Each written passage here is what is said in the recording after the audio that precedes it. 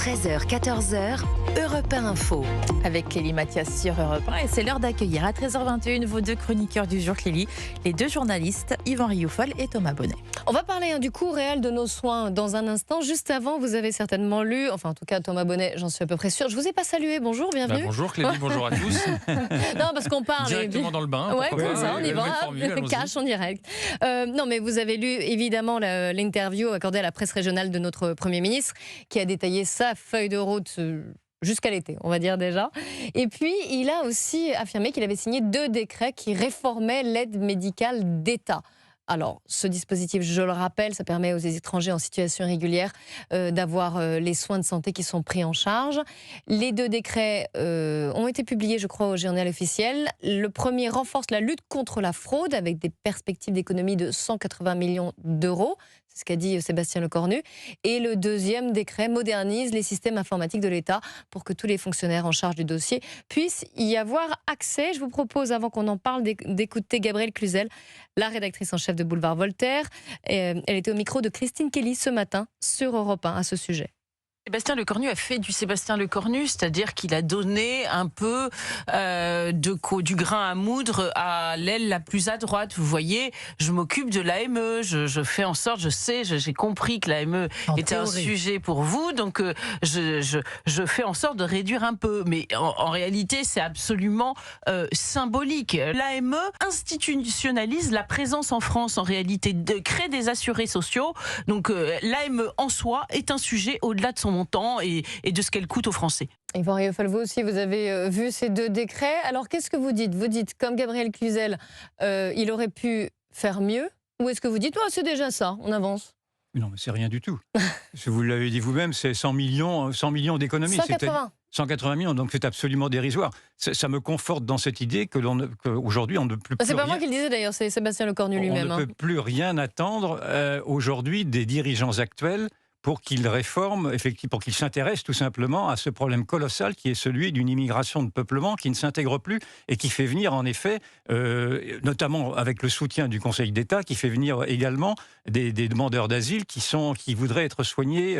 Mais là, il envoie quand même un signal, non ? Non, pas du tout. Enfin, de mon point de vue, non. On est encore dans la mascarade, mais simplement, ce sujet, on est dans le sujet de l'immigration. Ce sujet de l'immigration est tellement radioactif et a été tellement dénigré par ceux qui sont au gouvernement, critiquant ceux qui se plaignaient de cette immigration qu'ils étaient des populistes, que le gouvernement s'interdit même d'aller sur ce terrain-là, et singulièrement sur le terrain de l'AME, qui est quand même ce que l'on appelle une des pompes aspirantes, il y en a plusieurs, de cette immigration de peuplement qui commence à bousculer l'identité, la cohésion nationale. Et donc, je pense qu'intellectuellement, idéologiquement, le Premier ministre, mais surtout leur président de la République, s'interdisent ne serait-ce que de marcher sur les plates-bandes de ce qui reste, de ce qui est encore celui de ce que sont les plates-bandes du Rassemblement national. Pardon, Thomas Bonnet.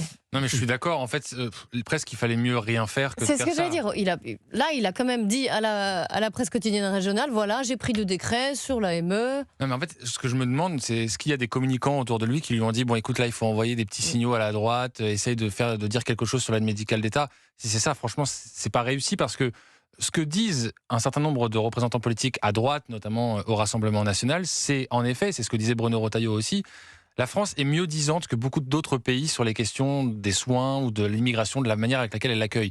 Et ce sont des signaux qui sont évidemment perçus à chaque fois par les réseaux de passeurs notamment. Donc ils savent très bien qu'en France, vous aurez des conditions mieux disantes sur un certain nombre de sujets. Il ne s'agit pas de dire que ça nous coûte un pognon de dingue, pour reprendre l'expression. L'AME, je crois que c'est 1,8 milliard, c'est beaucoup. Et en même temps, on peut se le permettre. Je pense qu'on peut passer en revanche à l'aide médicale d'urgence, qui là répondrait effectivement aux situations d'urgence, aux épidémies éventuelles que dont il faudrait soigner les réfugiés ou les immigrés. Mais là, ce qu'il vient de proposer Sébastien Lecornu, honnêtement, c'est un peu du détail. 180 millions, la fraude, on passe un peu à côté du sujet. Le sujet, en fait, c'est le panier de soins. C'est quels sont les soins aujourd'hui qui sont couverts par cette aide médicale d'État.